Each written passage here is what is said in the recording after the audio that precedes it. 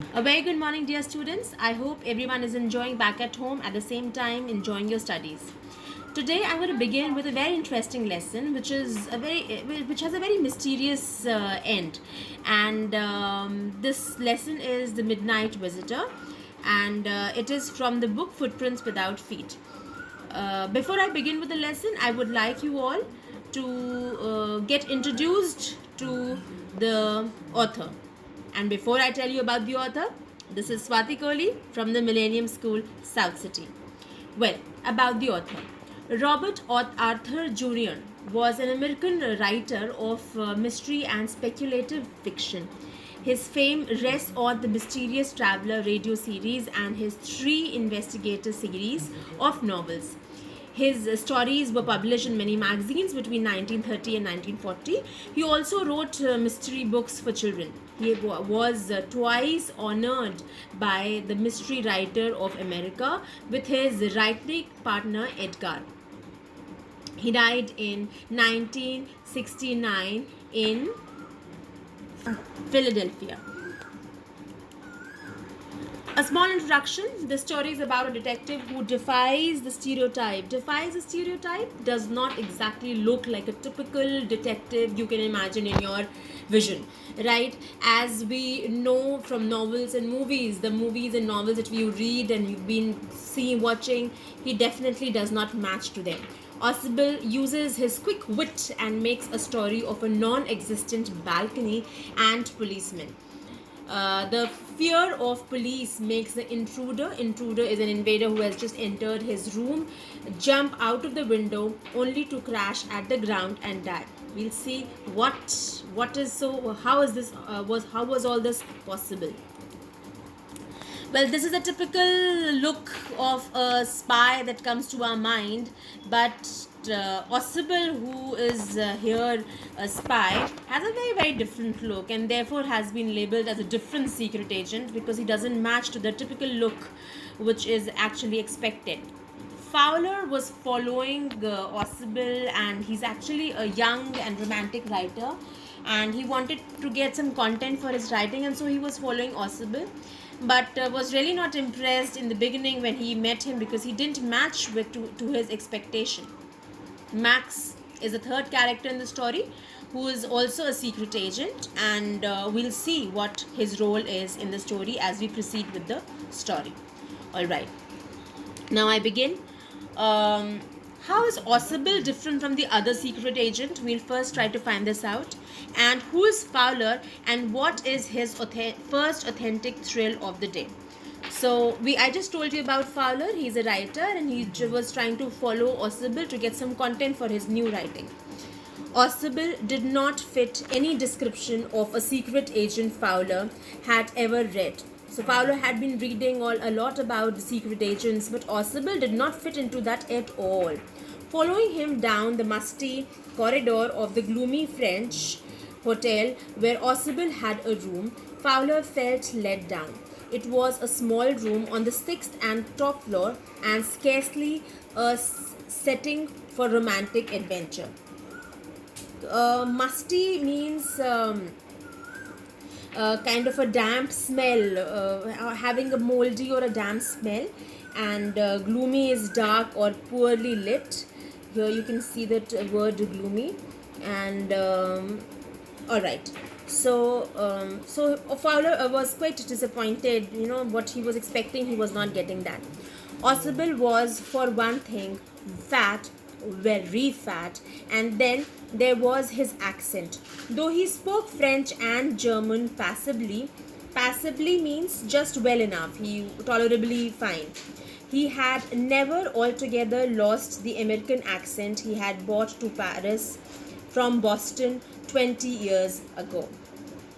So he was carrying an accent also. He could speak French and German, but the accent he was carrying was an American accent. You are disappointed, Oswald said wheezily over his shoulder. You were told that I was a secret agent, a spy dealing in espionage and danger. Espionage is against spying, and danger. You wished to meet me because you were a writer, young and romantic. You envisioned, you visualized mysterious figures in the night, the crack of pistols, drugs in the wine.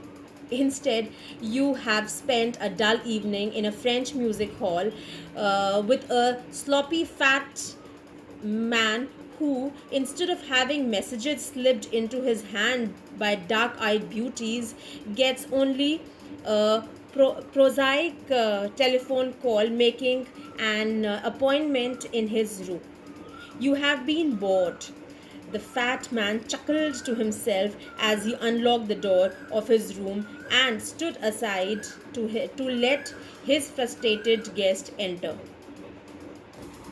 So Oswald was realizing the expectation that Fowler had, and so he said these words to him. That of course you must have thought that some beautiful girls, all dark-eyed, would come and slip some secret things to me, and then I would be sitting in a nice room where people would be surrounding me. But nothing of that sort has happened. Instead, I simply have received a simple telephone call, and here I am to open my door. Now, you are disillusioned, Oswald told him. Disillusioned means the vision you have for a typical secret agent is little different from what the reality is. But take cheers, my young friend. Presently, you will see a paper, a quite important paper, for which several men and women have risked their lives. Come to me. Someday soon, that paper may well affect the course of history. In that thought is drama, is there not? As he spoke, Oswald closed the door behind him. Then he switched on the light, and as the light came on, Fowler had his first authentic thrill of the day. So now he is going to witness something which brought the thrill of the day to him. To Fowler. For halfway across the room, a small automatic pistol in his hand stood a man. Oswald blinked a few times. He quickly opened and closed his eyes a few times. Max, he wheezed. You gave me quite a start. I thought you were in Berlin. What are you doing here in my room? Max was slender, a little less than tall, with features that suggested slightly the crafty, pointed countenance of fox. Features, countenance means features. The features were quite alike. Maybe he's comparing it with a fox. There was about him, aside from the gun, nothing else menacing. Menacing means anything threatening, and the only thing which he had which was threatening and dangerous, which seemed dangerous, was just the pistol that he was carrying. Definitely the looks were not that threatening. The report, he murmured, the report that is being brought to you tonight concerning some new missiles. I thought I would take it from you. It will be safer in my hands than in yours. So here comes some interesting thing for the Fowler to witness. This was Max, another secret agent who was already in the room of Oswald with a pistol in his hand, and he is demanding for that important document which Oswald was mentioning to Fowler just a few moments ago, and he wanted that to be given to him.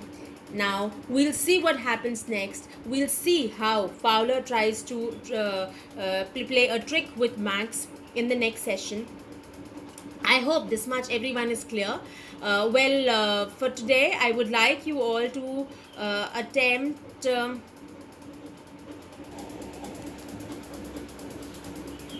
question number 1 from your textbook.